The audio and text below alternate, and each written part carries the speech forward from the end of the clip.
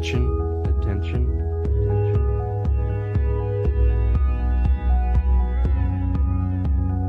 Attention, attention, attention.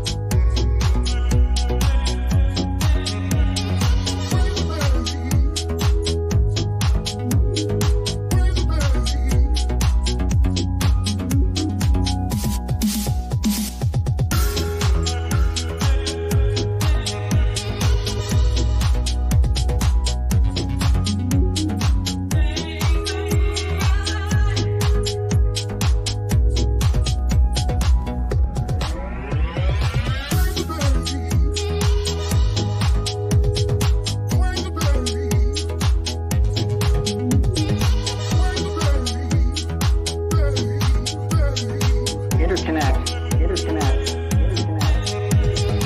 Each of the computers. Each of the computers.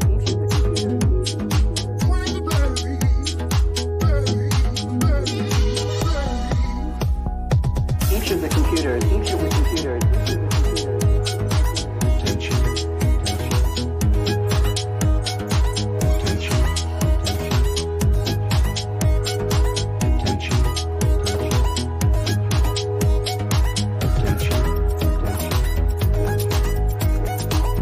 attention,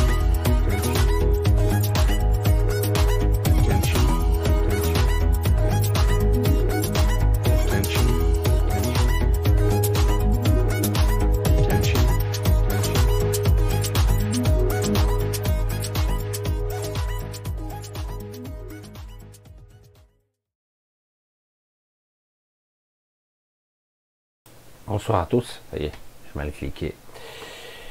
Je remets à zéro, tout est ok. Et je suis à vous tout de suite. Alors je regarde les jauges, les machins. Oui, ça a l'air bon. Alors, bon samedi. J'essaie d'être dans la verdure, dans la clarté.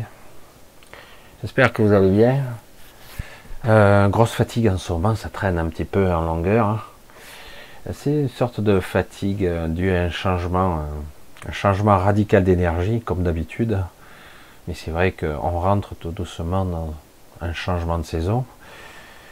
Alors, on va un petit peu être inspiré. Je pense qu'on va un petit peu parler de tout et de rien. Alors, on papote. J'aimais bien cette expression avant. Lorsqu'on rencontrait les gens, on disait on papote un petit peu, voire même, j'ai pu rencontrer quand j'étais plus jeune, des fois, à la terrasse du café, quelqu'un qui vous invitait et finalement, il vous paye le café, mais il vous parle pas.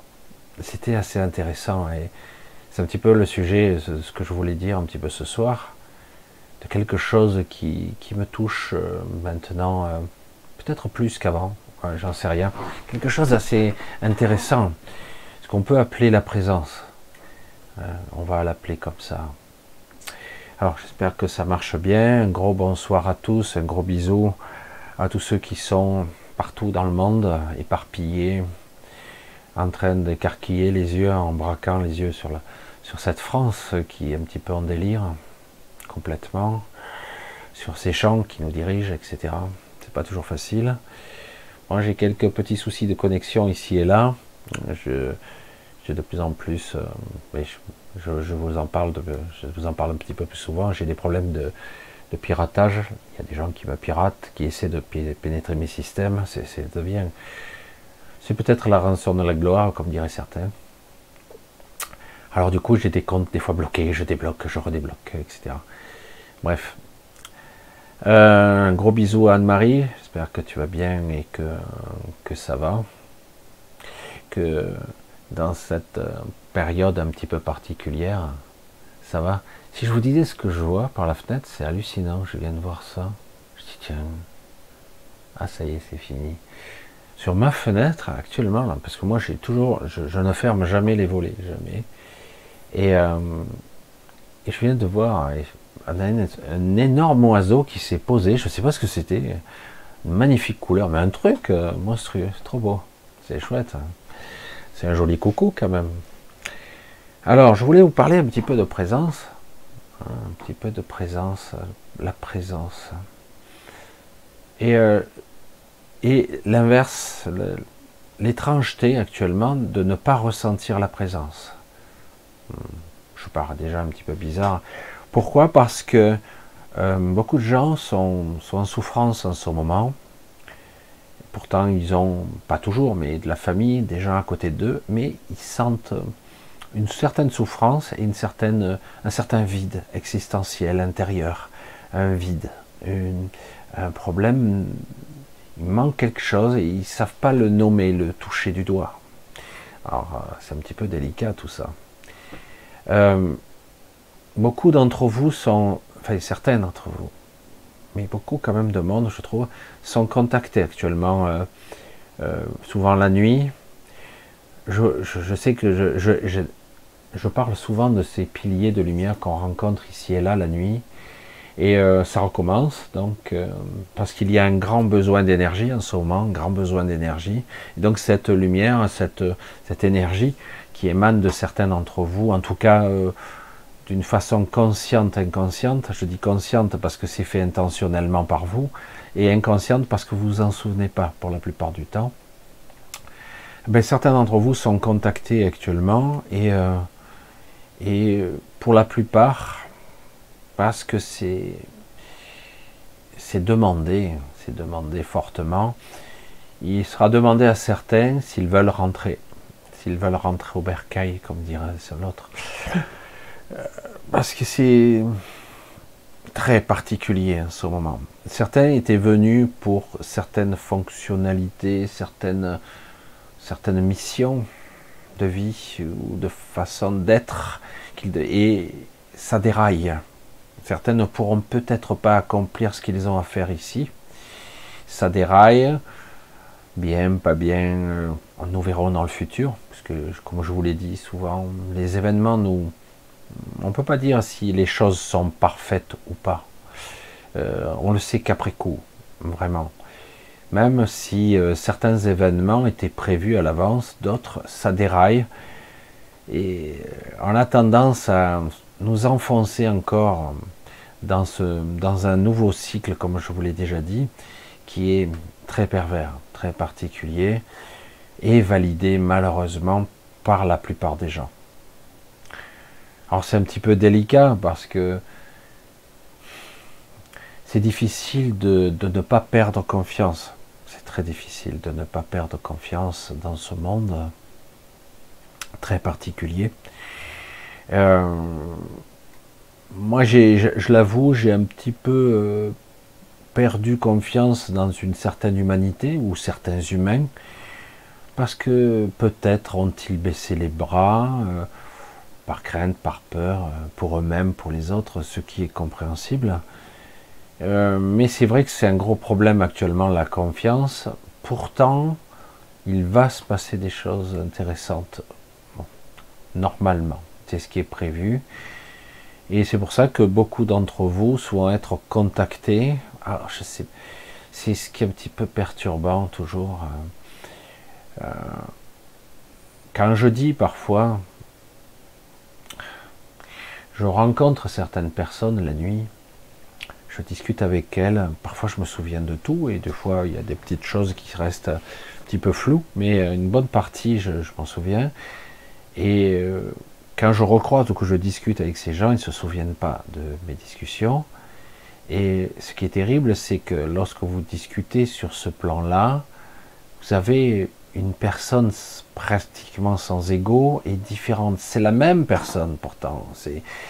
Et dans la vraie vie, elle peut être, j'allais dire, embourbée dans son quotidien. Du bon côté, parfois, elle croit que tout va bien, mais on dirait que c'est pas la même, il n'y a pas la même vibration de la personne.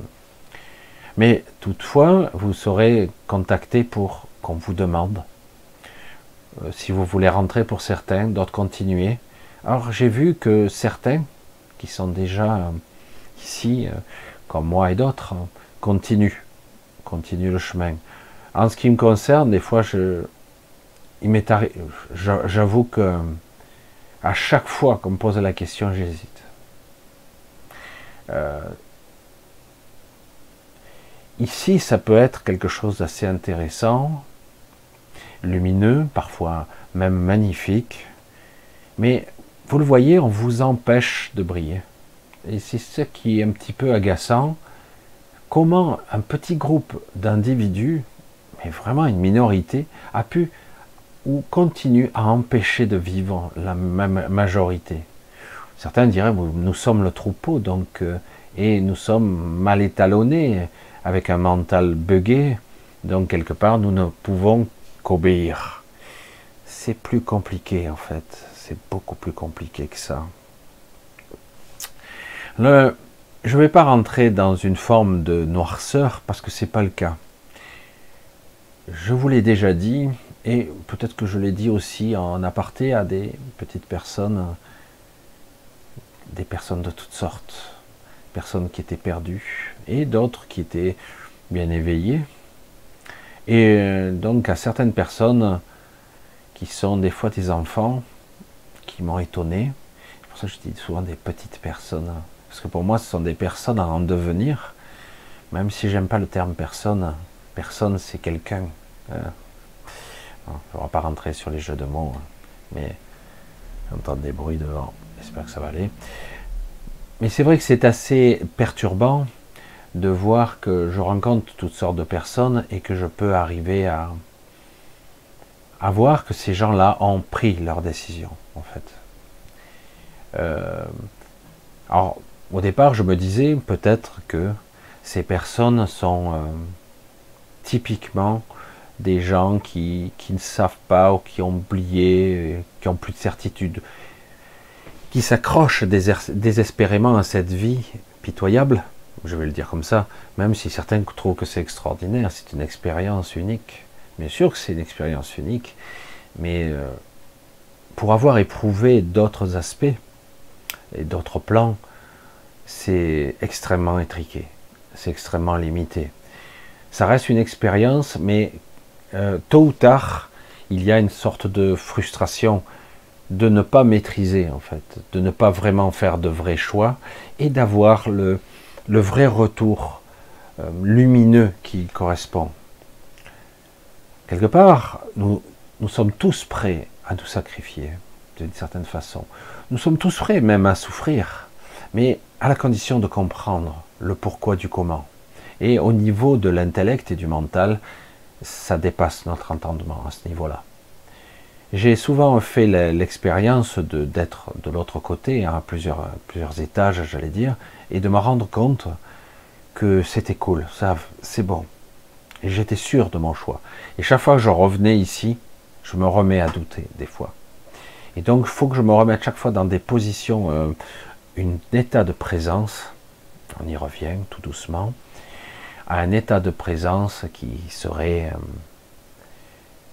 plus proche, plus intime, plus chaleureux, plus compassionnel et complet. Je m'aperçois que nous avons tous l'impression d'être incomplets ici, et nous avons tous, tôt ou tard, des sensations de manque de quelqu'un, de l'absence de quelqu'un. C'est une personne que vous avez peut-être perdue, ou parfois vous avez rompu simplement, ou parfois elle est décédée tout simplement. Mais parfois c'est plus mystérieux, c'est une sorte de deuil de soi-même. Et c'est beaucoup plus pervers parce que on ne peut pas vraiment l'identifier, parce que on est coupé, et on a cette sensation de coupure et d'isolement. J'allais dire d'une certaine forme de solitude qui parfois est bien vécue, mais souvent mal vécue. Je sais que tout ça, c'est un petit peu étrange, mais vous avez tous besoin de repères. Désormais, on en a, c'est un besoin vital. Devant maintenant l'émergence j'allais dire, d'une nouvelle évolution. C'est vrai qu'on pendant longtemps on me parlait d'ascension. Ça ne sera pas le cas pour tout le monde. On va parler plutôt d'évolution. L'émergence d'une nouvelle évolution. Une nouvelle souffrance émerge à fleur de peau qui pourrait empêcher ou la retarder, cette évolution. Pourtant, cette évolution, cet éveil de conscience vraiment, j'allais dire, multidimensionnel, elle est nécessaire et magnifique aussi. Si elle a lieu en plusieurs étapes, je pense, elle sera de façon graduelle et parfois radicale. Chacun de ces paliers seront très très difficiles à vivre. J'allais dire comme ça, c'est vrai que c'est un petit peu compliqué. Mais oui, c'est quand même assez fantastique. À une certaine époque, je côtoyais des gens de toutes sortes, médiums, des guides, des instructeurs. Et certains nous disaient c'est une époque formidable, et certains disent que c'est pour ça qu'il y a beaucoup de monde sur Terre actuellement qui veulent assister à cette nouvelle ascension, etc. Je ne parlerai même pas de la 5e dimension, mais de cette nouvelle ascension. Ils voulaient assister à cette nouvelle Terre, pour certains, nouveau monde, d'une certaine façon, ou une nouvelle ascension. Et à cette époque, tout le monde disait, il y aura, tout le monde en fera partie, ça sera génial, tout le monde en fera partie, et il y aura des retardataires, etc. Mais tout le monde finira par ascensionner vibratoirement vers ce nouveau monde, etc. Et c'est toujours délicat de constater que plus vous allez loin en vous, et plus on s'aperçoit de l'énormité des mensonges qu'il y a. L'énormité, même dans la spiritualité. Ça part toujours d'un bon sentiment, mais à chaque fois, ça cloue les gens sur place. Ça les empêche d'avancer, paradoxalement. Si presque on leur avait dit, vous n'avez rien, restez sur vous, n'attendez pas, j'allais dire, pour certains c'est l'apocalypse, la fin des temps, le déluge, qu'importe, n'attendez pas l'ascension, le Messie, le Sauveur, qu'importe. N'attendez pas que l'ascension arrive, ne soyez pas là dans l'expectative, dans l'attente permanente, non, ne soyez pas comme ça, restez centrés sur vous, continuez à progresser, à vivre, à être, à incarner, essayez d'être dans une certaine forme de vigilance sans vous épuiser, parce que certains utilisent la vigilance au niveau mental et physique, et du coup, ils ont l'impression, ils s'épuisent parce que ce n'est pas fait au bon niveau, même si la vigilance est utile. Beaucoup de choses se passent en ce moment, beaucoup de choses se passent, et c'est vrai qu'il va y avoir un hiver un petit peu bizarre, comme d'habitude, on commence à avoir l'habitude, mais c'est vrai que à chaque année, qui aurait cru il y a quelques années encore qu'on vivrait une période Covid? Quoi? C'est quoi ça, Covid? Ah ben, tu le sauras. Tu le sauras. Qui aurait pu croire à quel point qu'il y aurait autant de mensonges? Qui aurait pu croire qu'un individu, tous les soirs, vous compterait les morts? Comme si c'était bien. Comme si ça servait à quelque chose. Oui, ça servait. Qui aurait pu croire qu'il y ait autant de mensonges et de manipulations, qu'on pourrait privilégier une guerre plutôt qu'une autre, hein, que ça c'est primordial, et que les autres on peut les laisser crever, on s'en occupe pas, en fait on n'en parle même pas, comme ça c'est réglé. Et beaucoup de gens meurent sous les bombes, meurent tout simplement dans l'indifférence la plus totale. C'est triste. C'est le monde d'aujourd'hui. C'est le monde de la paix, le monde de la justice. C'est difficile de vivre dans un monde comme ça, quand on a commencé à réaliser, quand on a un petit peu ouvert les yeux. C'est très difficile de dire, mais je peux faire quoi moi, à mon niveau? Parce que ces gens-là, ils font que blablater, ils parlent, ils envoient des dizaines ou des centaines de milliards quoi, pour faire la guerre, des armes, etc. Et d'autres meurent, et on s'en fout, pour des intérêts bizarres, détournés, étranges. Il y a ces gens-là sourient, qui nous dirigent, ils se font prendre en photo, quoi. Et on reste, pour ceux qui sont un petit peu ouverts et éveillés, ils se disent mais qu'est-ce qui se passe? Ces gens-là sourient, se congratulent, se frottent le dos, ils sont là, ils sont presque heureux, souriants, et après ils vont se faire un bon resto qui coûte la peau des fesses sur le dos des contribuables, et on se dit, et les autres, les gens sont en train de souffrir, de mourir, de douter, l'incertitude, et pourtant ils sourient, ils se font prendre en photo, ils prennent des décisions de façon arbitraire. Il y a un décrochage avec le réel, qui n'est pas le réel d'ailleurs. Et je trouve ça triste, et en même temps peut-être nécessaire. Nécessaire jusqu'au moment où cet éveil de conscience va déclencher probablement une réaction d'événements encore en parallèle, qui va ouvrir de nouvelles voies, me semble-t-il. De nouvelles voies qui va être intéressante. Certains me disent, évidemment, les gens de toutes sortes, me disent, c'est ma dernière vie ici. C'est ma dernière vie. Je dis, tu sais pas. Elle dit, si, c'est ma dernière vie, j'arrête là. Ça suffit, c'est bon. J'ai déjà donné. Non, mais tu sais pas. Parce que je te le dis, je vous le dis à vous, à tout le monde. En fait, lorsqu'on est de l'autre côté, on ne pense plus pareil. C'est ça qui est terrible. On n'a pas accès aux mêmes mémoires, on n'a pas les mêmes ressentis. Et au bout d'un moment, je vais donner un exemple qui peut être un petit peu décalé. Les femmes enceintes. La magie de la vie, c'est extraordinaire, quand même. Mettre au monde un enfant, c'est extraordinaire. C'est inquiétant, c'est flippant, c'est douloureux.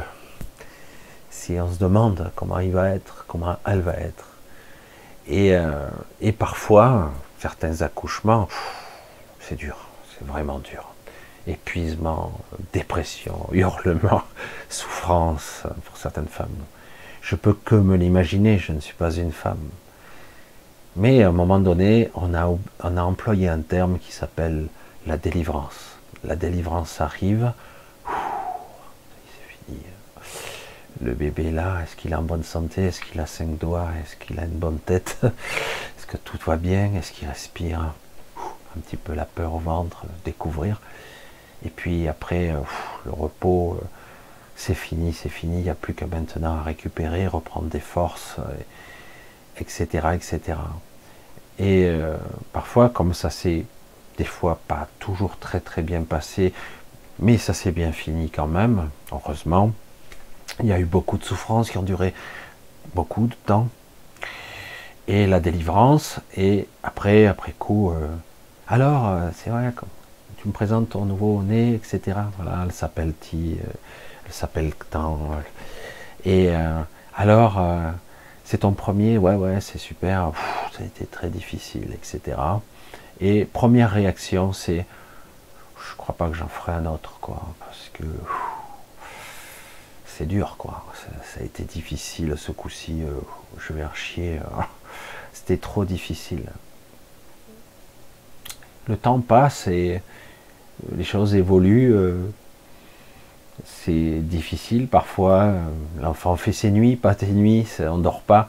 Et pourtant, quelque part, quelque chose d'autre, un appel puissant. Alors, c'est pas le cas de tout le monde, hein, attention, mais une majorité de femmes ressentent cet appel au-delà de la chair, de la biologie ou de la survie, je ne sais pas où on peut vraiment le situer.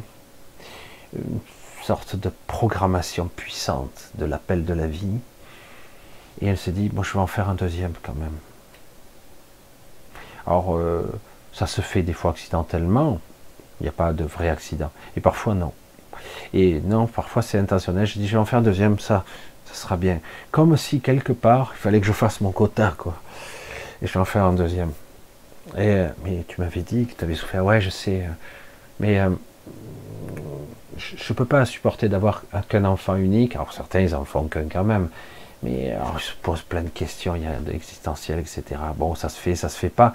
Mais globalement, il y a cet appel très puissant qui nous pousse à continuer quand même. Je dis, mais t'es maso, t'aimes souffrir.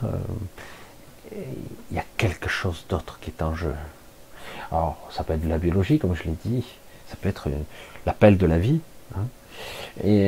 Mais ça peut être aussi quelque chose de beaucoup plus étrange, subtil. Un être qui demande à venir au monde, un être qui demande à ce que vous soyez vous, le parent, et même si c'est pas conscient, l'appel est entendu. Je ne sais pas comment on pourrait expliquer ça plus directement, je pense que je suis clair, mais ça vient d'ailleurs et c'est très puissant. Et de la même façon, donc c'est pour ça que je vous le confirme, donc je vous le confirme, en réalité, c'est comme ça que ça se passe lorsque vous vous déconnectez, entre guillemets, de votre corps, de ce mental, de ces ressentis, de cette souffrance physique, de cette souffrance morale parfois, de ces doutes existentiels qui sont là omniprésents chez beaucoup de personnes, même si certains font semblant de vaquer à leur quotidien comme si ce n'a rien été.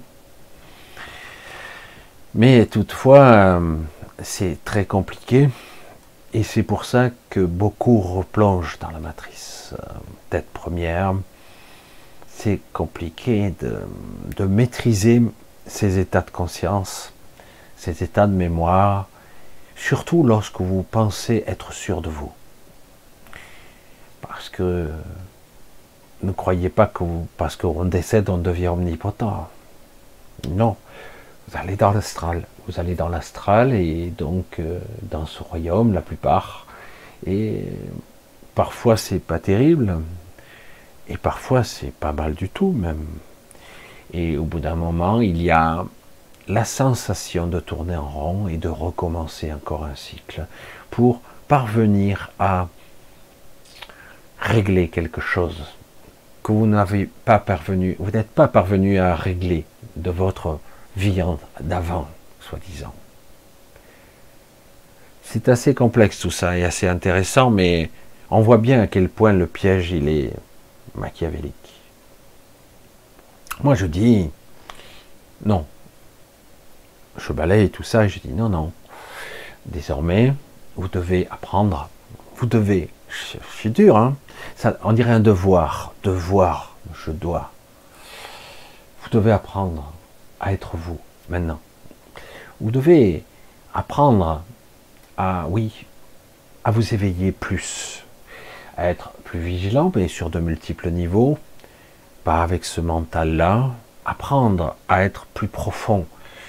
Parce qu'autrement, si vous restez là, vous allez rester dans votre frustration et vos manques. Et vous allez revenir. Alors certains sont prêts à n'importe quoi pour s'échapper. Mais le but, ce n'est pas de s'échapper. Le but est de se retrouver, de se rencontrer, de s'unifier à soi. Je sais, toujours, ça reste abstrait pour beaucoup. Pourtant, parfois, en discutant avec pas mal de gens, je m'aperçois que ces gens sont connectés à eux. Ils ont parfois des réflexions ou des ressentis qui sont purement connexion, qui sont pur, j'allais dire, pur soi. Hein. Pas de la soie, le tissu. Hein. Pur soi-même. Vraiment un signal de pureté. Et ils s'en aperçoivent pas. C'est naturel. Je dis, regarde là. Non, mais ça me semblait juste. Et c'est ça qui est intéressant de ne pas percevoir la différence, en fait. Très, très étonnant, très compliqué, de ne pas percevoir la différence de pouvoir faire quelque chose, d'être, d'incarner, de ne pas comprendre la différence entre je suis dans l'ego, je suis dans le superficiel, je suis dans l'artificiel, dans le futile et l'inutile. Ok, tu as le droit, si tu en es conscient, que tu veux profiter, tu veux faire de l'expérience. Mais en même temps, avoir une perception subtile, beaucoup plus intuitive, beaucoup plus étrange et vraie, authentique. Une connexion au divin, à soi, à l'absolu, si petite soit-elle parfois, qui demande qu'à grandir et de temps en temps, vraiment faire focus dessus. Ça se fait de façon intuitive. Il n'y a pas à forcer à être. C'est intuitif. Et je le vois chez tout le monde, en fait. Tout le monde. Tu vas un peu fort, Michel, sans déconner. Non, pas tout le monde, en fait. Ça serait plutôt quelque chose qui se fait sur une partie de cette humanité qui a besoin d'une réponse existentielle beaucoup plus transcendantale, beaucoup plus puissante. Sinon, c'est le vide, c'est le manque, c'est la frustration, c'est je tourne en rond, je fais, mais ça sert à rien. C'est une journée sans fin qui commence et qui finit. C'est tout le temps comme ça. Alors, mais apprendre à être vigilant et de percevoir parfois des petits instants d'une journée, ne pas s'endormir où on est connecté et de le percevoir au-delà de la forme, au-delà de l'apparence. Dire oui, là parfois on doute parce que ça paraît trop. Ah non, quand même. Moi j'ai eu tellement d'exemples. Certains pourraient même les appeler. Oula, je vais faire attention avec mon micro de ne pas l'accrocher encore parce que j'ai le pied où il faut pas. Ça vous fait rire, hein? Moi aussi. Voilà. Ah, parce que j'ai changé les branchements. Voilà. Voilà. Donc, au-delà du paradoxe de la vie, des éléments extérieurs, politiques, de guerre, ou je sais pas quoi, de crise économique, de chauffage, ou je sais pas quoi, d'énergie, d'argent, tout simplement, eh bien, se cache en fait une réalité paradoxale. C'est à la fois beaucoup de souffrance et de frustration pour certains, d'incertitude. Le monde de l'incertitude, ça y est, on est dedans. Hein. Le royaume de la peur et de l'angoisse. C'est génial. Et en parallèle, vous avez certains qui disent ben, ça roule pour moi, tout est ok. C'est vrai, je vois hein, que tout ça c'est injuste, c'est dégueulasse. Et j'ai des moments de passage à vide, mais globalement, ma vie ça va. Bien sûr, il y en a certains qui vont dire ça. Ma vie ça va. J'allais dire, encore, les personnes avec qui vous vivez, famille et compagnie, le travail, ça va. J'arrive, je fais mon petit truc, j'ai mes collègues, je passe des bons moments, etc. Et par moments, on ne sait pas pourquoi, oui, il y a des petits moments de blues. Hein. Certains pourraient appeler ça la mélancolie. Moi, en ce qui me concerne, parfois, c'est des petits moments de nostalgie. Mais c'est vrai que ces ancrages qui se déplacent dans le temps, en fait, ou le futur, ou le passé, je ne vais pas réitérer encore, parce que c'est vrai que c'est plus ou moins une vérité, nous désancrent de nous-mêmes, nous désaxent, hein, et parfois nous arrachent des larmes, un petit peu de souffrance, parce que on pense au passé, il y a 30 ans, il y a 40 ans, d'un coup il y a un flashback, des souvenirs de quelqu'un que vous avez perdu, etc. Et du coup, vous vous déplacez dans le temps, vous ramenez cet émotionnel dans le présent, et c'est dur. C'est dur parce que cela semble ici inéluctable. C'est fait, c'est fait. Voilà. Alors que paradoxalement, absolument pas. C'est ça qu'il faut. Et oui. Et non. Ouais, il n'y a pas de certitude en fait.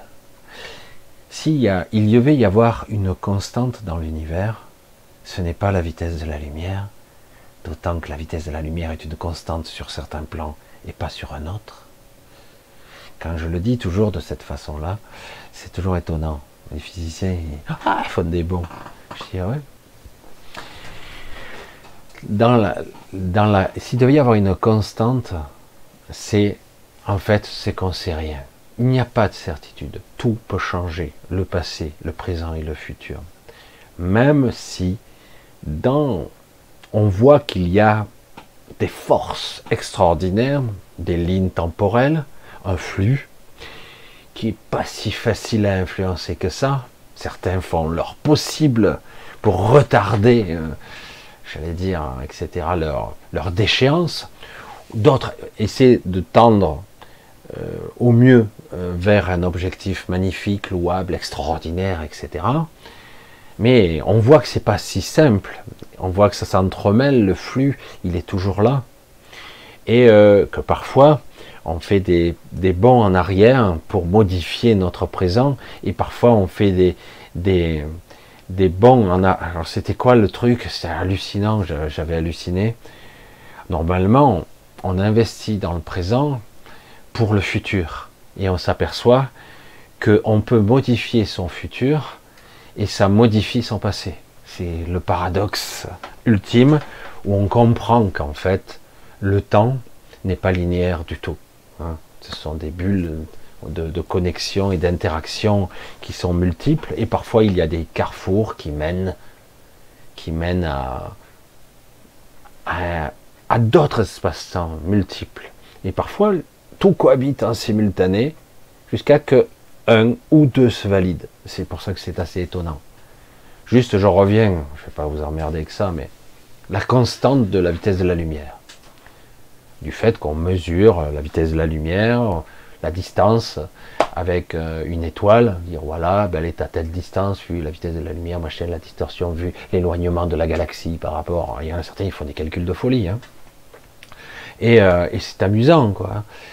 Et alors que la constante de la vitesse de la lumière est toujours passionnante, parce que dans l'absolu, si on pouvait les parler de façon dans la physique, si j'étais capable de voyager à la vitesse de la lumière, ben je me rendrais compte que la lumière irait toujours 300 000 km/s plus vite que moi. Alors, c'est étrange. Si je vais à la vitesse de la lumière, donc je rattrape le photon, je fais la course, je vais le passer. C'est n'importe quoi, c'est ce que je dis, hein, mais vous voyez l'image. Ben non, en fait, le photon ira toujours 300 000 km/s de plus que moi. Donc j'ai dit, ça veut dire que donc la dimension lumière photonique est sur un autre plan. Parce que, et paradoxalement, la vitesse de la lumière, qui est fortement est liée au temps, le temps lui-même, parce qu'on rattrape le temps.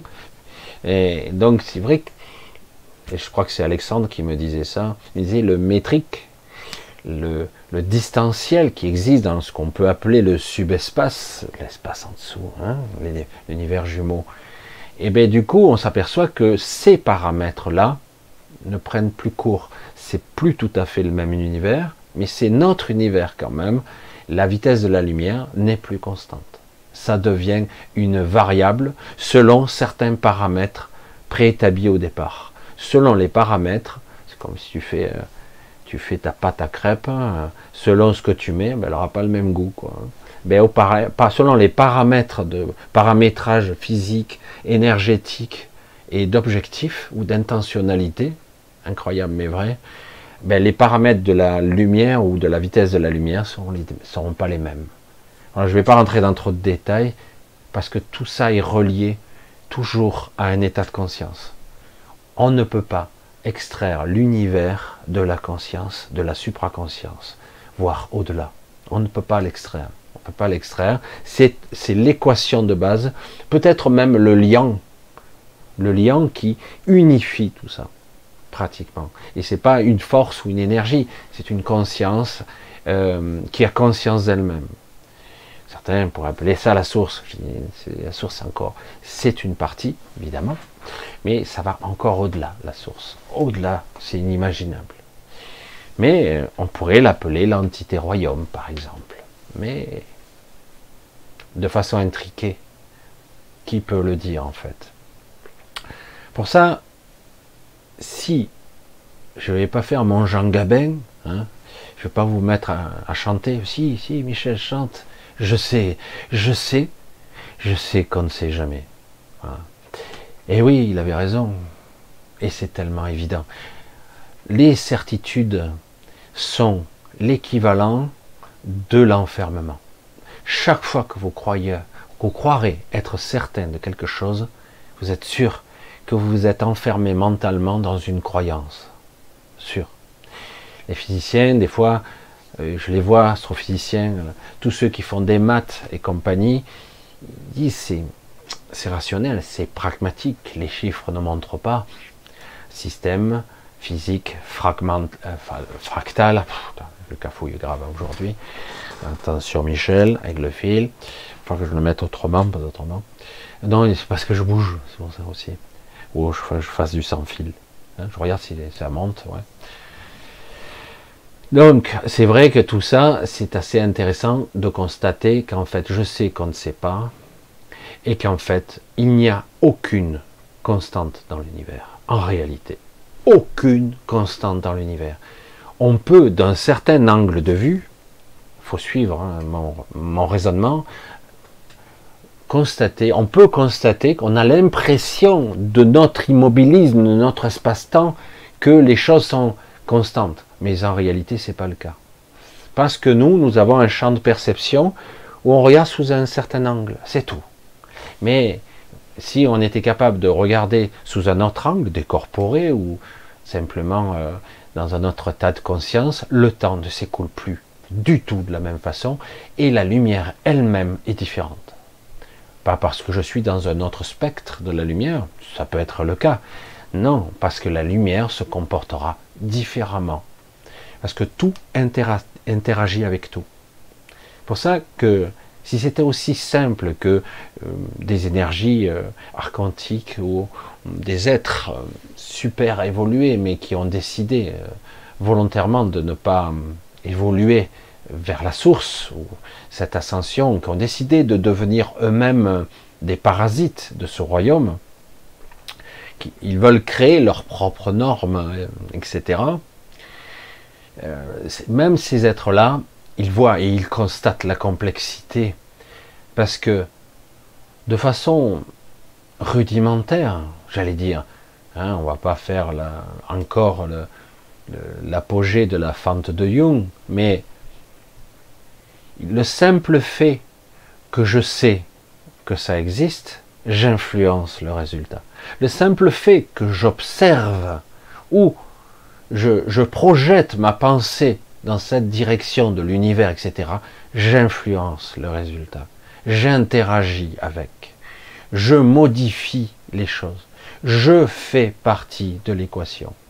Ainsi, de toute évidence et en toute simplicité, il faut bien comprendre que si je suis un scientifique et que je travaille sur un projet et automatiquement, le simple fait que je m'intéresse, ou voire même je deviens obsessionnel avec mon expérience, mon projet, le simple fait, j'interagis avec lui, et donc je fais partie de l'expérience aussi, automatiquement. Donc quelque part, c'est toujours assez étrange.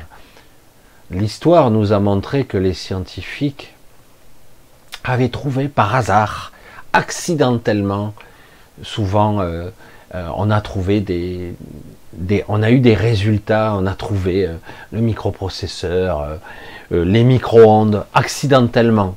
Hein. En fait, il n'y a pas d'accident. C'est jamais, en fait. Tout dépend comment ça se situe, quel est le processus. Je sais pas, je vais être amusant, presque. Non, je vous fais pas rire, non, c'est pas grave. Je suis en train de manger, je suis un scientifique, j'ai pas le temps d'aller à la cantine. J'ai un truc, je dois lancer le test, etc. J'ai pas le temps, une vie de folie, ça fait 18 heures par jour à essayer de trouver la bonne combinaison, etc. Toutes les variations, les permutations, etc. Les dosages. Et j'essaie de trouver. Et là, donc j'ai mon sandwich. Et au moment où je cherche, en même temps, je mange. Et qu'est-ce qui se passe à ce moment-là? J'ai dans mes pensées, quelque part, oh, ce truc est froid, mais c'est pas important.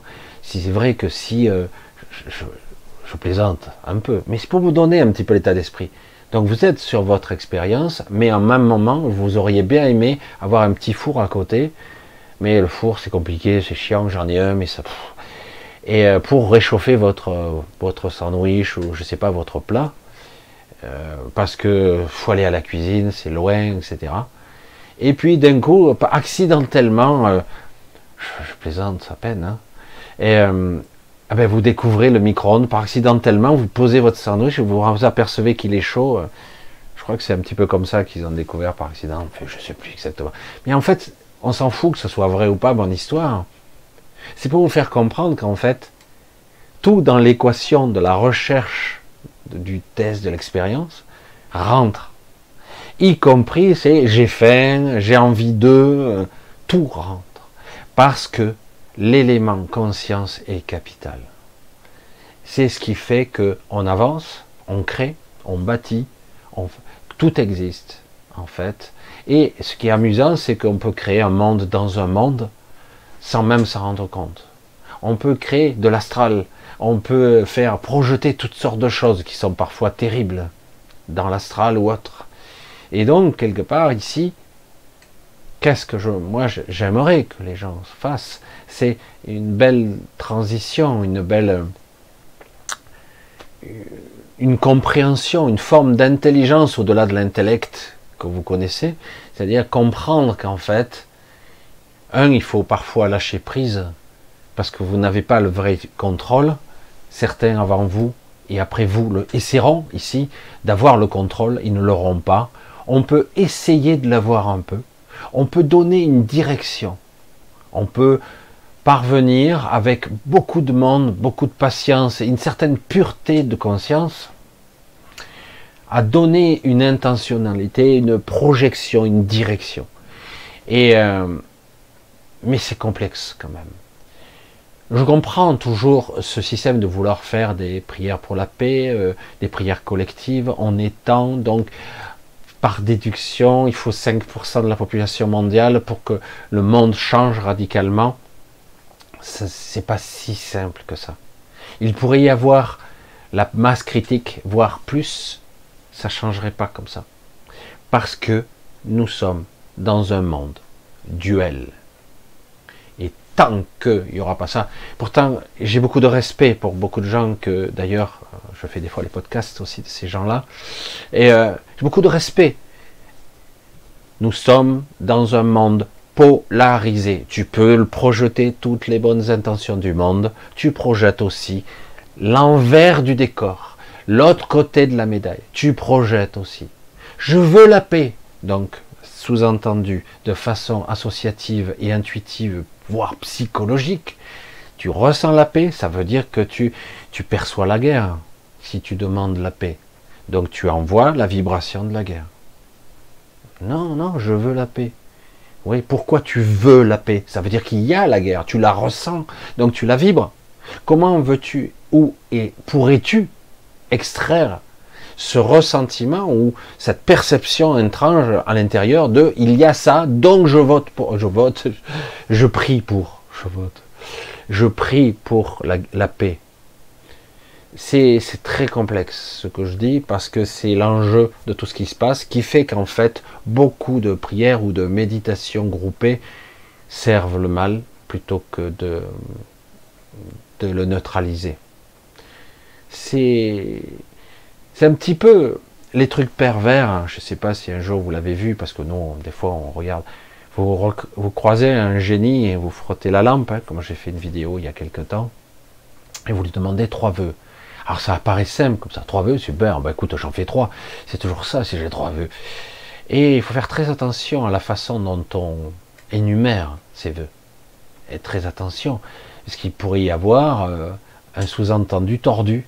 Hein, et ça se passe pas bien, parce qu'une fois que le vœu est fait, c'est fini, hein, c'est irrémédiable. Donc, ah merde, je regarde, j'aurais dû mieux formuler. Ouais. Mais c'est pas évident, parce que quelque part, il n'y a pas de tolérance face au vœu. C'est pas, attends, je voudrais ça, mais pas tout à fait comme ça, mais comme ça. Voilà, tu veux ou tu veux pas? C'est blanc ou c'est noir? Polarisé, duel. Vous voyez? Et c'est vrai que nous, on aimerait de la nuance, un arc-en-ciel, un panel. Je dis, je suis désolé, lorsque je veux peindre quelque chose, j'utilise toute la palette. Je ne vais pas utiliser, comme mon père me disait, il était peintre et il sortait les tubes. Je ne vais pas utiliser, forcément, ça pourrait, mais la couleur brute qui sort du tube. Parce que dans la nature, ça n'existe pas comme ça. Il peut y avoir un petit point de ça. Et puis un petit point de ça. Puis finalement, dans le vert, il y a du rouge. Je dis, ah bon, c'est bizarre. Oui, oui, il y a... mais en fait, tu ne le vois pas de loin. Tu ne le vois pas. Fais attention, Michel, fais attention avec ton fil. Et un peu court, en fait, il faut que je le rallonge, tout simplement. Et c'est vrai que c'est un sujet assez compliqué de voir qu'en fait, on se fie trop aux apparences, on se fie trop à ce qu'on croit, et on se croit dans la certitude. Il suffit que je prie avec sincérité et vérité, ça suffira. Oui, ça marche parfois, mais en même temps, tu as validé autre chose. Il y a un paquet de merde qui est parti avec. C'est ça le problème. Je sais que je radote beaucoup avec ça, mais comment se mettre dans un état intérieur où on est neutre? Comment être? C'est la première chose qu'il faut apprendre. Je dirais apprendre à être neutre. Est-ce que je suis neutre maintenant?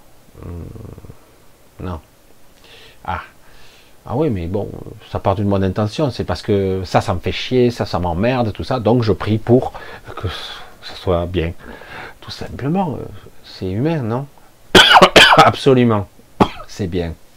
Le problème, c'est avant de déclencher tout ce processus, est-ce que je pourrais être neutre au départ?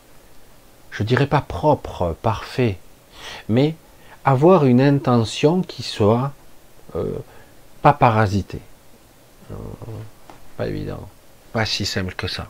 Du coup, ce scientifique-là, surtout s'il y passe 14 heures ou 18 heures par jour sur son expérience, qu'il veut réussir à tout prix. Donc, comment faire pour qu'il ait... lui, il va pas capter, hein, il fait son expérience, lui, il fait ses permutations, il fait ses trucs, et puis de temps en temps, il a faim, puis de temps en temps, il a mal au dos, de temps en temps, il est fatigué. Qu'est-ce qu'il envoie, là, sur son expérience? Mais ça n'a aucun rapport, Michel, c'est pragmatique, une expérience. Je fais tel rayonnement, je fais un tel truc, machin, c'est pragmatique, c'est tout noté, les dosages, les machins, les trucs. Et si, pourtant, dans un univers parfaitement équilibré, tu ne peux pas t'extraire. Tu fais partie de l'équation, automatiquement.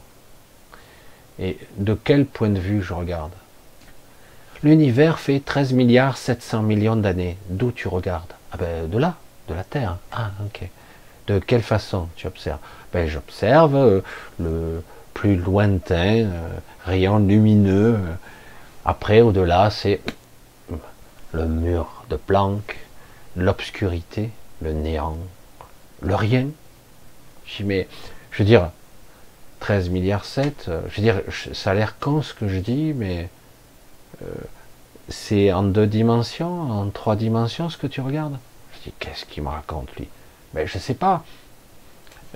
Si j'observe un plan qui est en 2D, 3D, en profondeur, mais si je me tourne à 180 degrés et que j'observe les étoiles, je peux observer jusqu'à 13 milliards 700 millions d'années. Donc, quelque part, j'en deviens le centre de l'observation, vu le gigantisme du truc. Donc en fait, ça ferait le double. Ça ferait le double, donc ça ferait pas 13 milliards 7, mais plutôt 27 milliards 4. Enfin, je sais plus, on me rectifierait si j'ai fait une erreur. Et en plus, si le regard, le pointage de mon observation changeait de point de vue, que je me mettais à l'horizon de ces 13 milliards 7, c'est-à-dire que je me projette, c'est théorique tout ça. Est-ce que j'aurais pas encore 13 milliards 700 millions d'années de vision, ou est-ce que je verrai l'avant-début? Est-ce que le début existe d'abord? Oui, je sais. Ça, c'est une des réflexions que beaucoup ont, et c'est très très bien de se les poser sans se mordre la cervelle. C'est pas possible, hein, c'est une image mentale. On se tord les boyaux là.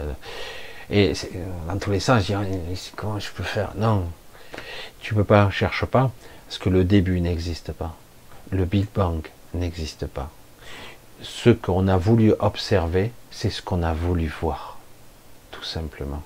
Donc on observe ce qu'on veut voir, le début. Mais en fait, on s'aperçoit qu'on ne peut pas voir le vrai début, parce que le vrai début n'existe pas.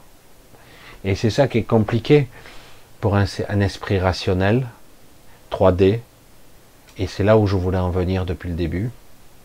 Tout ce qui fait notre constitution d'observation scientifique, qu'importe le niveau intellect de certains avec les QI qui embrassent l'univers soi-disant, des QI énormes, eh bien paradoxalement, on ne peut que voir que ce que l'on comprend et perçoit. Et mieux, on voit que ce que l'on cherche. Si vous ne le cherchez pas, vous ne le trouvez pas. Parfois, ce qu'on trouve accidentellement, en fait, on l'a cherché inconsciemment. Et c'est pour ça que c'est compliqué tout ça. Et de comprendre que dans cet absolu qui est gigantesque, incommensurable, qui est un univers tout entier, en fait, on n'en comprend absolument rien. Parce que nous sommes à la fois infiniment petits, ridicules, et paradoxalement donc, grands et gigantesques, parce que nous sommes bien plus grands que ce que nous sommes. Et c'est pour ça que nous faisons l'expérience d'être petits. Nous faisons l'expérience de croire que nous sommes insignifiants et limités. Et certains en profitent. Et du coup, ont emprisonné notre perception d'être. Et donc, pour arriver à se rencontrer et à se libérer, à rentrer chez soi, si on peut l'exprimer ainsi, à enfin retrouver cette complétude, retrouver cette entièreté, alors qu'on ressent le vide, on sent la solitude, voire l'incomplétude. Pour retrouver ça, il va falloir comprendre que nous sommes l'univers tout entier que nous observons. Nous sommes tout ça. Et donc nous ne sommes pas si petits que ça. C'est vrai que c'est trop compliqué tout ça. Chaque fois je pars dans mes raisonnements un petit peu étranges qui parfois je sais sont mal perçus, mal compris ou un peu curieux. Et j'essaie de piquer votre curiosité à peut-être déstructurer votre pensée. Putain, je suis vicieux. Hein. Oui, déstructurer votre pensée pour essayer de penser autrement, de raisonner autrement, de sortir du clivage début-fin, naissance, mort, processus. Ça c'est à l'extérieur de moi, ça c'est à l'intérieur de moi. Ah oui, c'est à l'intérieur? Comment ça à l'intérieur? Ah ben ça c'est un organe, donc ça c'est mon cœur, donc c'est à l'intérieur de moi. C'est qui? Moi. Qui suis-je? Ce que je suis, c'est ce corps. Le qui, c'est pas un individu que je cherche. Et donc c'est pour ça que j'insiste toujours là-dessus. Comprendre ce qui se cache à l'intérieur. Je suis mon propre cœur? Non.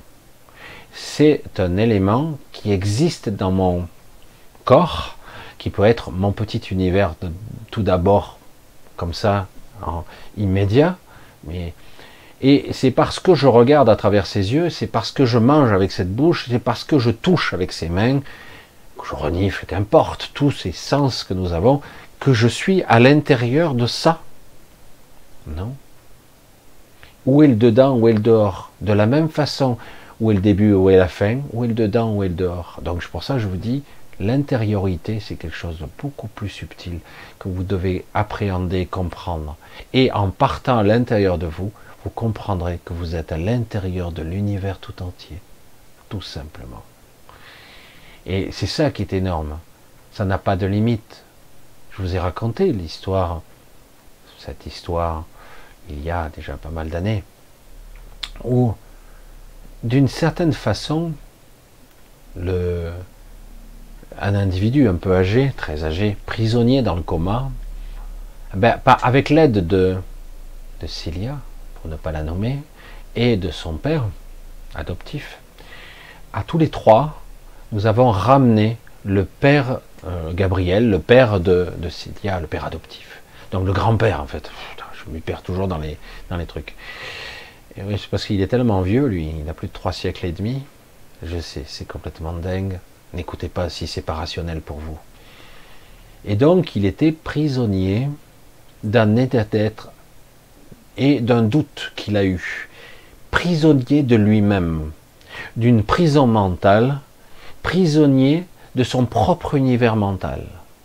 Il s'était créé même un endroit, une singularité intérieure, où il était prisonnier d'une sorte de trou noir, d'une masse gravitationnelle extraordinaire, comme s'il était dans un univers. Mais en fait, il était à l'intérieur de lui. Prisonnier d'une force qu'il avait lui-même créée, parce que durant un laps de temps assez bref, avant qu'il soit prisonnier, il a douté une fraction de seconde. Ça a suffi. Je sais, c'est complètement abstrait tout ça pour la plupart des gens, et pour comprendre qu'en fait, il n'y a pas de différence entre ce que nous croyons être insignifiant et tout petit, paradoxalement, et l'immensité, le divin et la complexité de l'univers tout entier. Il n'y a pas de différence. Nous en faisons partie intégrante, voire même nous sommes l'univers. C'est pour cela que quand je parlais du Canthérax et de Cilia, la pierre angulaire, la Fouste Sélex, elle a plein tellement de noms, hein.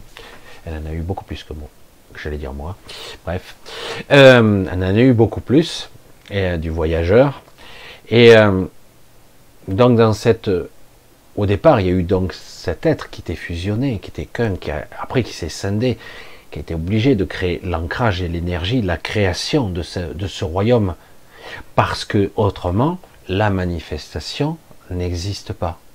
Rien ne serait réel. Et non, Michel. Ce n'est pas réel. C'est une manifestation de l'expérience, manifestation de la matière. Mais en réalité, les choses étaient en potentialité. C'est juste qu'elles n'étaient pas manifestées. C'est compliqué, hein, tout ça. Je sais. Mais c'est vrai que quelque part, on s'aperçoit que c'est l'intentionnalité, la projection dans le temps, etc., qui ont créé le 13e royaume, ici, notre univers, qui l'ont créé alors qu'il existait potentiellement. Mais il n'a pas pu prendre forme, il n'a pas pu se manifester. C'est toujours complexe.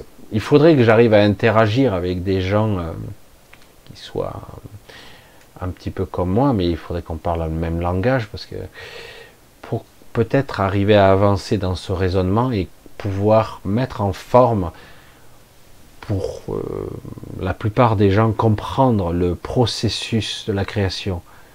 Je sais que tout de suite, il y a la levée de bouclier, ils disent non, c'est Dieu qui a créé l'univers. Non, c'est beaucoup plus complexe que ça. Avant l'univers, il y avait d'autres univers. Donc, si on parle de Dieu, le mot Dieu, hein, cette réduction de Dieu, de l'absolu, on va l'appeler comme ça, je ne sais pas comment on pourrait l'appeler, la source, il y avait d'autres univers. Donc, il y a toutes sortes de forces de façon hiérarchique qui s'organisent à des divers degrés de gigantisme et en fait de petitesse, parce que nous sommes à la fois l'infini et le petit et le grand, nous sommes les deux. Je vous l'avais dit aussi, c'est pour ça que j'essaie d'éveiller, je m'arrête dans mon développement à chaque fois parce que c'est trop compliqué. Dans Avenger, Ant-Man, quand il revient au bout de 5 ans, le claquement de Thanos, pour ceux qui ont regardé, il dit une chose intéressante, je dis tiens, c'est pas mal ça. Est-ce que vous connaissez le monde quantique? Juste pour la conversation, l'autre elle dit, oui, évidemment. Donc, c'est un univers extrêmement petit, subatomique évidemment, voire infiniment petit. Et il faut être, pour rentrer dans cet univers, gigantesque, infiniment petit. Vous voyez toute l'ambivalence du discours, où en fait il faut être extrêmement petit pour rentrer dans un univers immensément grand. Et c'est ça que j'aimerais arriver à vous faire conceptualiser. C'est parce que des fois je cafouille, je m'embrouille dans les raisonnements parce que j'essaie de simplifier, mais comment vulgariser l'incommensurable. Mais c'est pour faire comprendre qu'il y a un lien de cause à effet entre l'infiniment petit et l'infiniment grand qui en fait est une vue de notre mental. Et on ne peut pas, on bug avec ça. On ne peut pas. Comme le début et la fin, l'infiniment petit, l'infiniment grand. C'est exactement pareil. Ah, je reste embrouillé. Ce soir, je vous ferai, parce que c'est un petit peu particulier, comme vous avez pu le constater, je vous ferai une vidéo un petit peu plus courte. Ah, désolé Michel. Et normalement, si tout se passe bien, mercredi, je vous ferai un live beaucoup plus présent, on va dire ça comme ça. On verra comment ça se produit, parce que là, je vis des circonstances un petit peu spéciales en ce moment. Donc, je ferai un petit peu plus court. Mais j'essaie toujours, quoi qu'il en soit, d'être là. Je suis toujours... je pars un petit peu comme ça, mais... Je suis toujours étonné de voir qu'un petit noyau dur me suit depuis toujours. Je sais que j'ai parfois ce discours avec Anne-Marie. Il y a un noyau dur qui me suit depuis le début. Certains osent me dire, ça fait 2-3 ans que je t'ai lâché. Je dis 2-3 ans, putain, ça fait un paquet alors, parce que ça fait pratiquement 4 ans que j'ai lancé les lives 2 fois par semaine. Au début, je crois que je n'avais qu'un par semaine, et je faisais une vidéo enregistrée 1 fois par semaine, comme ça, de temps en temps. Des fois le mercredi, des fois le jeudi, comme je peux. Attention Michel, avec ton fil. Mais c'est vrai que depuis quelque temps, j'avais pris l'habitude depuis quelque temps maintenant, 3 ans, 3 ans et demi, de faire systématiquement 2 par semaine des lives, sans arrêt. Mais parfois je peux pas être là en direct pour d'autres raisons, et c'est pour ça que bon, et c'est un petit peu plus compliqué. Mais je ferai de mon mieux pour être là, parce que être là, même si beaucoup de gens regardent en replay, c'est quand même cette importance de, toujours pareil, d'ancrer dans le réel quelque chose de je suis là avec vous maintenant, même si c'est le cas en différé. Mais pour moi, ça a plus d'importance quand même. C'est plus compliqué pour moi, surtout dans des circonstances parfois où je devrais peut-être bricoler pour faire des directs. Alors je dis, il faudra que, mais c'est pas grave. L'essentiel, c'est que on m'entende, que le micro soit pas, pour l'instant, ça a l'air d'aller. Ça a l'air, en tout cas. Je regarde, ouais, ça monte bien. Donc c'est vrai que depuis que j'ai changé d'ordinateur, c'est un petit peu chaotique, et surtout, et parfois il y a du souffle. Et pourtant j'ai un micro qui n'est pas... Là je testerai, je pense, la semaine prochaine un micro Sennheiser. Alors c'est vrai que d'habitude j'étais sur du Rode, mais bon, je rentre dans la technique, ça vous embête. Mais je voulais vous remercier pour ceux qui me suivent depuis le début. Certains, même si vous écoutez pas tout, remercier parce que vous avez une sacrée patience quand même. Écoutez le même Gugus qui parle depuis très longtemps, depuis des centaines de vidéos. Personnellement, j'arrive pas à être aussi assidu avec les gens que je suis. Même si je continue à les suivre, certains, mais très peu, très peu. Aujourd'hui, j'ai moins de temps, et je voulais aussi vous remercier évidemment pour votre gentillesse, Je suis embêté parce que il y a énormément, je sais pas quand est-ce que je pourrais, je sais pas si c'est possible même. Il y a beaucoup de gens qui me demandent de l'aide. Je prends vraiment du temps pour parler de ça. Je ne sais pas à quel point je pourrais les aider, mais je sais qu'on ne peut pas aider de façon comme ça, en dilettante. Soit on n'aide pas. C'est compliqué. Beaucoup me demandent de l'aide parce que quelque part ils espèrent, ils aimeraient que j'ai une solution ou un début de solution à leur offrir. C'est pas toujours évident parce que parfois les paramètres de la solution sont plus compliqués qu'il n'y paraît.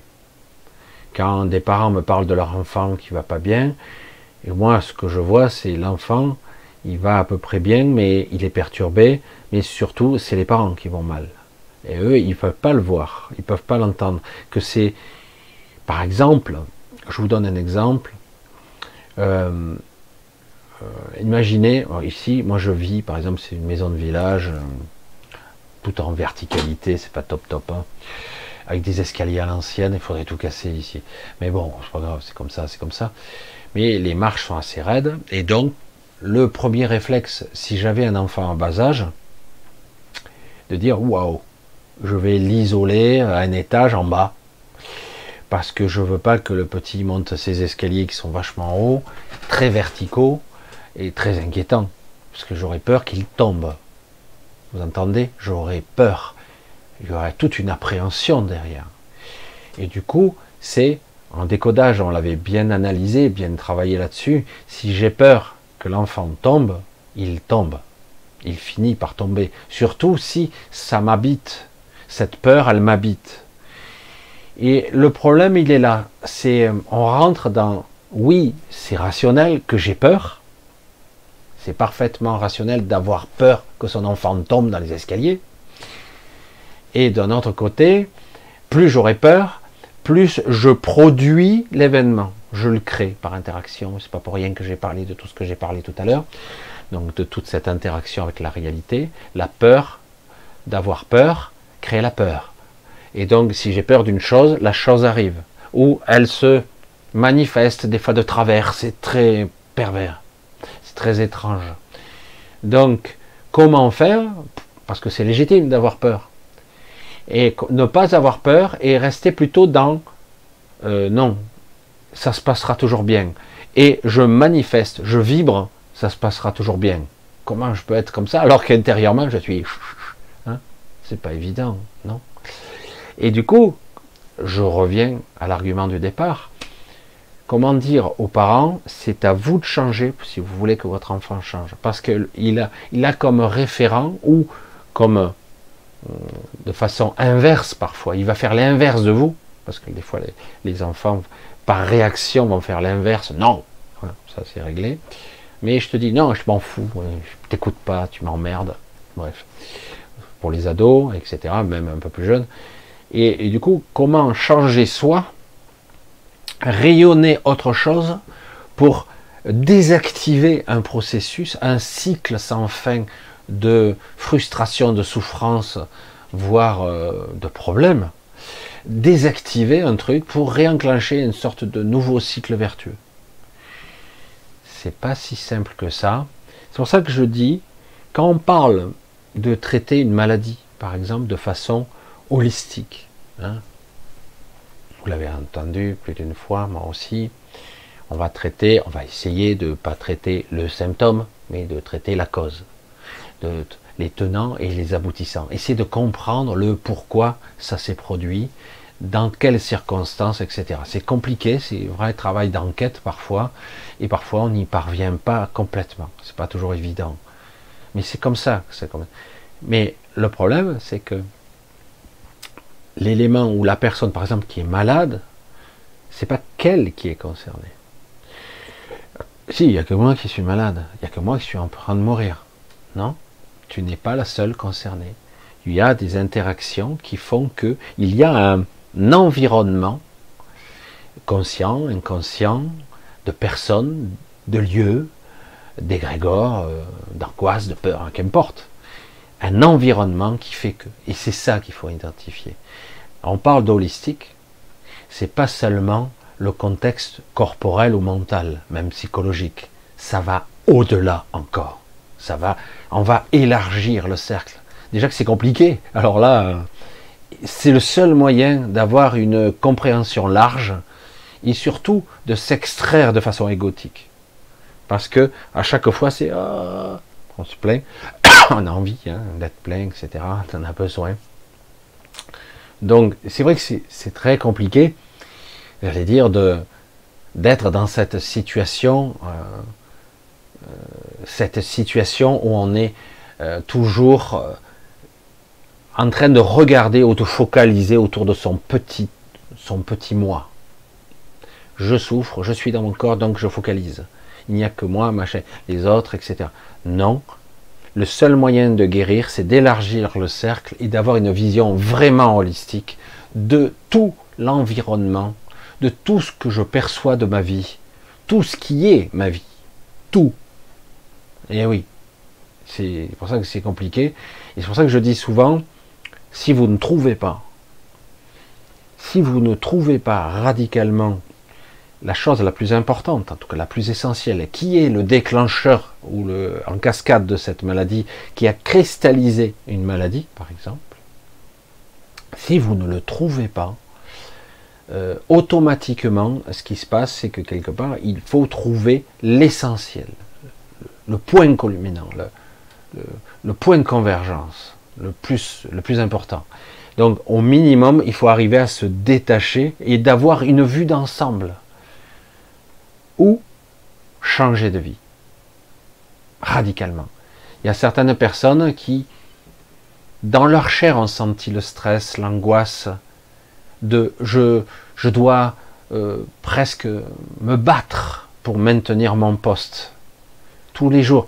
J'ai un poste à responsabilité, j'ai travaillé pendant 20 ans pour acquérir ce poste à responsabilité, ça devient de plus en plus difficile, et machin, la maison mère, machin, par exemple, je vous donne un exemple, et du coup c'est du stress, et là, bing, maladie qui t'arrête, qui te stoppe net, hein. La maladie elle t'arrête, hein, parce que toi tu veux pas t'arrêter, donc non, je dois, parce que c'est le seul moyen de me maintenir à flot, autrement je coule, et du coup, à un moment donné, quand la maladie te déclenche, putain, tu es encore au téléphone, tu essaies de régler à distance les choses. Et là, à un moment donné, la personne dit, tu vas mourir. Ah non, mais là, ils disent, c'est bon, les marqueurs passent au vert pour le cancer, etc. Tu vas mourir. Pourquoi? Tu n'as rien changé. Ce qui est fait, ça va se redémarrer quand ton métabolisme va redémarrer.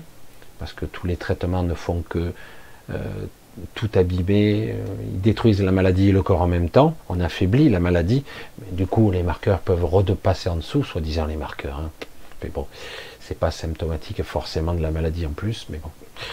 Et mais une fois que le corps redémarre, ça met du temps parfois, c'est quelques mois, 6 mois, hop, la maladie repart. Pourquoi? Parce que en fait le programme est toujours là. Et le programme est toujours là. Et le processus de guérison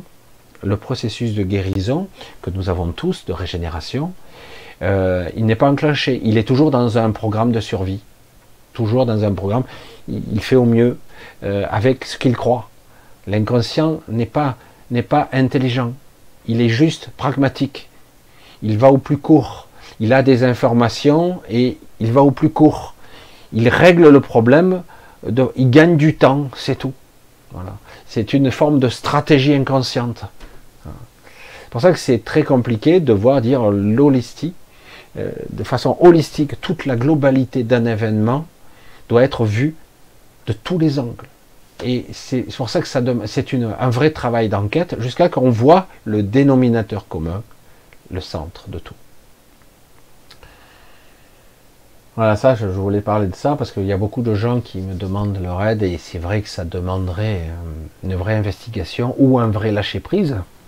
Le dépassement, ça peut être aussi par une forme de je me détache, je coupe les liens, c'est pas intéressant, mais je dois pas couper les liens en souffrant, je dois les couper, c'est pas grave, c'est pas important en fait, c'est futile et inutile.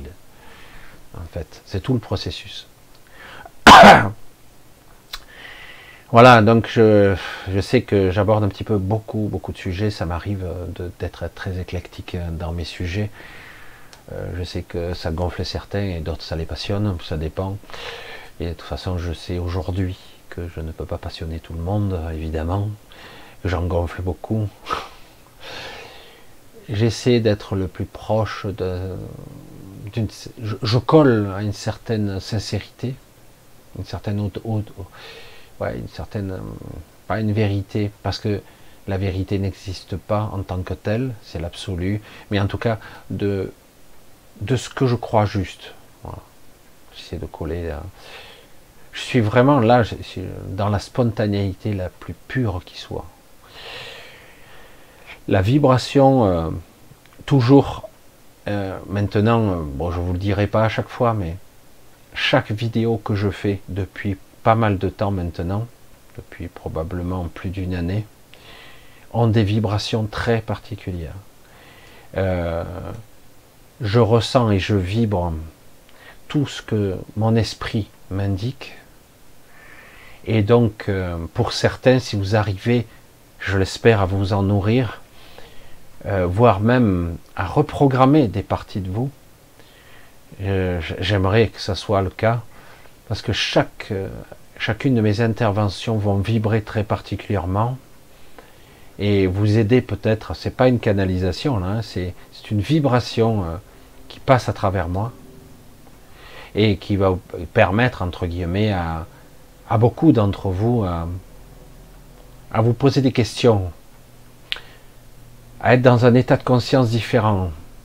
Et parfois, c'est vrai, dans un premier temps, à peut-être souffrir un peu. Parce que une partie de vous résiste encore. Chaque fois qu'une partie de vous va résister, vous allez souffrir. Et donc, toujours apprendre à lâcher chaque fois que c'est possible. Toujours. Bon, je sais que ça va faire un petit peu court, vous allez être un petit peu déçus pour certains pour ce soir.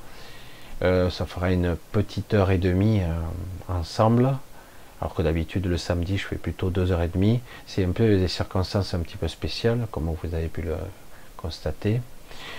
Je vais vous embrasser tous, vous remercier toujours d'être là, pour ceux qui sont là, parce que évidemment, si il n'y a pas d'écoute, moi j'arrête, c'est aussi simple que ça. Je dois remercier encore vraiment beaucoup pour ceux qui me soutiennent financièrement, ceux qui le peuvent, et comme toujours, j'insiste, ceux qui ne le peuvent pas, parce qu'il y a beaucoup de gens qui sont RSA ou petite retraite, ne vous bilez pas, vous inquiétez pas pour ça.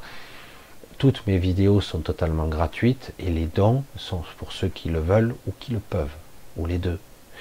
Donc il n'y a pas d'obligation, et heureusement. C'est vrai que je fais beaucoup de choses qui sont... Je fais des podcasts, je ne sais plus si j'aurai le temps bientôt d'en faire, des podcasts. Ça marche, c'est long à faire, c'est chiant.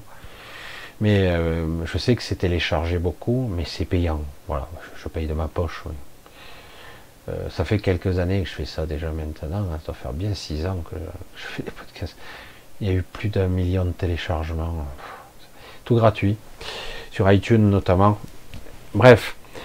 Je vous embrasse tous. Je sais c'est un petit peu plus court. On essaiera mercredi de faire un petit peu... J'espère que ça sera de bonne qualité. Parce que je ne sais pas où je serai mercredi. C'est un peu bizarre en ce moment. Donc on verra. Donc en tout cas je vais essayer de vous faire ça. Et je vous fais de gros bisous. Tenez bien le coup. Vous prenez pas la tête. Détachez-vous le plus possible.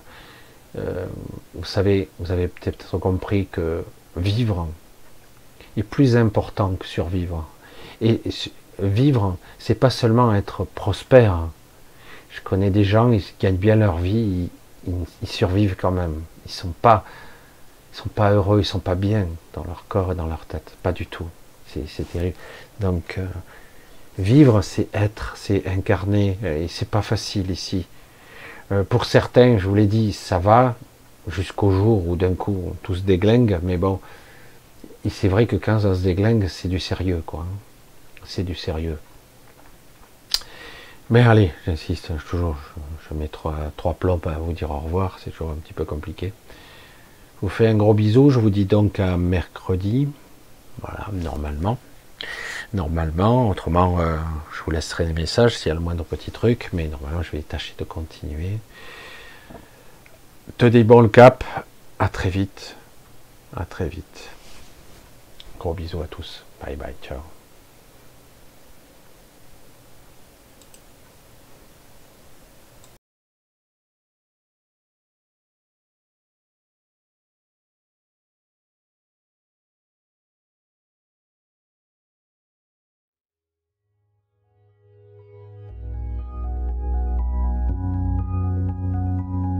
attention,